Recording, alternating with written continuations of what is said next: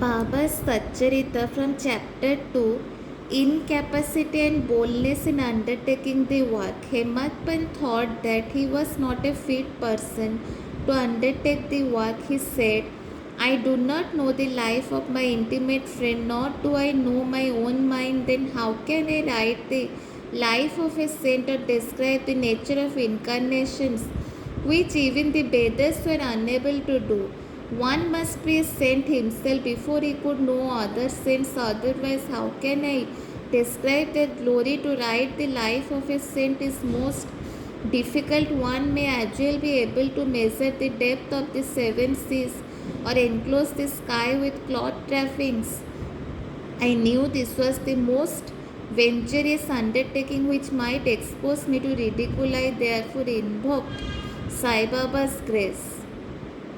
The premier poet saint of Maharashtra, Sri Dhyaneswar Maharaj, has stated that the Lord loves those who write the lives of saints, and the saints also have their own peculiar method of assigning the service which the devotees long for. The saint inspires the work, the devotee becomes only an indirect cause or an instrument in achieving the end. For instance, in 1700 Saka year, the poet Mahipati aspired to write the lives of saints. Saints inspired him and got the work done. So also in 1800 Saka year, Daskanu's service was accepted.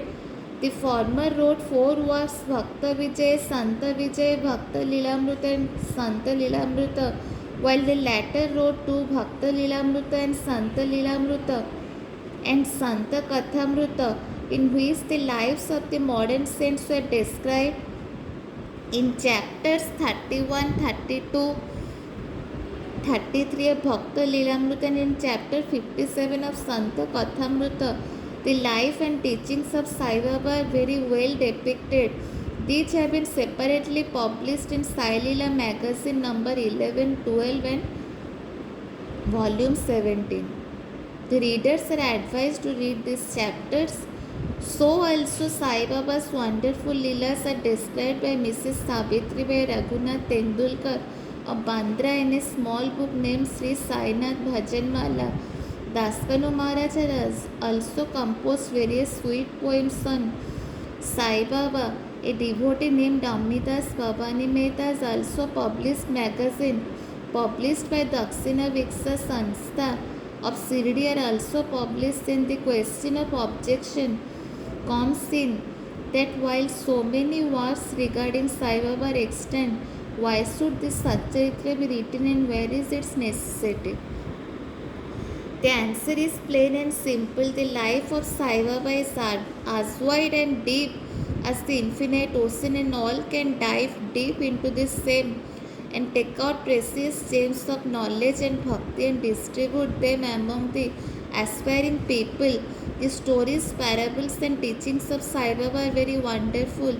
They will give peace and happiness to the people who are afflicted with sorrows and heavily loaded with miseries of this worldly existence, and also bestow knowledge and wisdom both in worldly and spiritual domains. If these teachings of Sai Baba, which are as interesting and instructive as the Vedic lore, are listened to and meditated upon, the devotees will get what they long for, that is union with Brahma, mastery in eightfold yoga, bliss of meditation.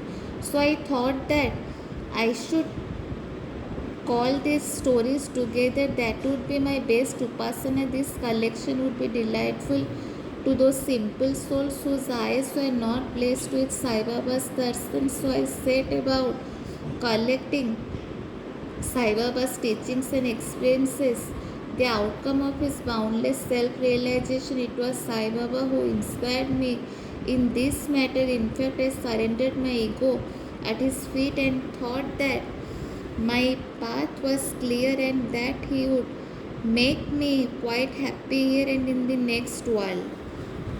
I could not myself ask Sai Baba to give me permission for this work, So I requested Mr. Madhav Rao Deshpande alias Sama Baba's most intimate devotee to speak to him for me, pleaded my cause and said to Sai Baba, this Anna Sahib wishes to write your biography. Don't say that you are a poor fakir and there is no necessity to write it, but if you agree and help him, he will write, or rather your grace will accomplish the work. Without your consent and blessing, nothing can be done successfully. When Sai Baba heard this request, he was moved and blessed me by giving his Uti and placing his boon bestowing hand on my head. Let him make a collection of stories and experiences, keep notes and memos. I will help him.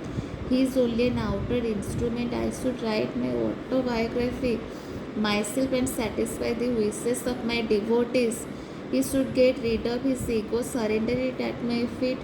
He who acts like this in life, him I help the most. What of my life stories? I serve him in his house in all possible ways when his ego is completely annihilated and there is left no trace of it.